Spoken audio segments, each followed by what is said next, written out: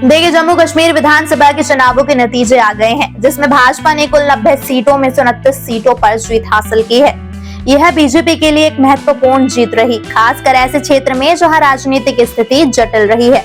अब ऐसे में जम्मू कश्मीर की किश्तवाड़ सीट चर्चाओं का केंद्र बनी हुई है, क्योंकि जम्मू कश्मीर की किश्तवाड़ सीट को मुस्लिम बहुल क्षेत्र माना जाता है और इसे अक्सर ही मुसलमानों का गढ़ भी कहा जाता है। इस क्षेत्र की जनसंख्या में मुस्लिम समुदाय का बड़ा हिस्सा है, जो चुनावी राजनीति में महत्वपूर्ण भूमिका निभाता है। इसके बावजूद 2024 के विधानसभा चुनाव में शगुन परिहार, जो कि भारतीय जनता पार्टी की उम्मीदवार थी, ने यहाँ जीत हासिल की। जी हाँ, महज 29 साल की शगुन परिहार ने 2024 के जम्मू कश्मीर विधानसभा चुनाव में सबसे कम उम्र की विजेता बनकर इतिहास रच दिया। इस सीट पर शगुन परिहार के लिए जीत इस लिहाज से भी महत्वपूर्ण है, क्योंकि शगुन ने अपने पिता और अपने चाचा, जो कि भाजपा के वरिष्ठ नेता थे, दोनों को खो दिया था। जी हाँ, दोनों की 2018 में आतंकियों द्वारा हत्या कर दी गई थी। नमस्कार, मैं स्नेहा शर्मा और आप लगातार देख रहे हैं खोजी न्यूज। देखिए, जम्मू कश्मीर की किश्तवाड़ सीट पर भारतीय जनता पार्टी की उम्मीदवार शगुन परिहार ने जीत दर्ज की है। शगुन परिहार ने नेशनल कॉन्फ्रेंस के सज्जाद अहमद किचलू को 521 वोटों से हराकर जीत दर्ज की है। वह 2024 के जम्मू कश्मीर चुनाव में जीतने वाली सिर्फ 3 महिलाओं में से एक है। देखिए, किश्तवाड़ विधानसभा सीट में बड़ी संख्या में मुस्लिम आबादी है। ऐसे में बीजेपी ने एक चेहरे पर अपना दांव लगाया, जो दोनों वर्गों को साध सके। बीजेपी को उम्मीद थी कि शगुन परिहार को उम्मीदवार बनाकर वह 2 धार्मिक समूहों के बीच की खाई को पाट सकती है।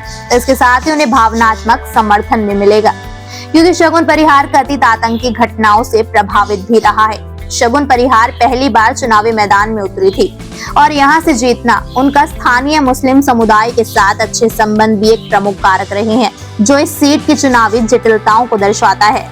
देखिए, शगुन परिहार का परिवार शुरू से ही बीजेपी से जुड़ा हुआ था। उनके चाचा अनिल परिहार जम्मू कश्मीर में बीजेपी के कद्दावर नेता थे।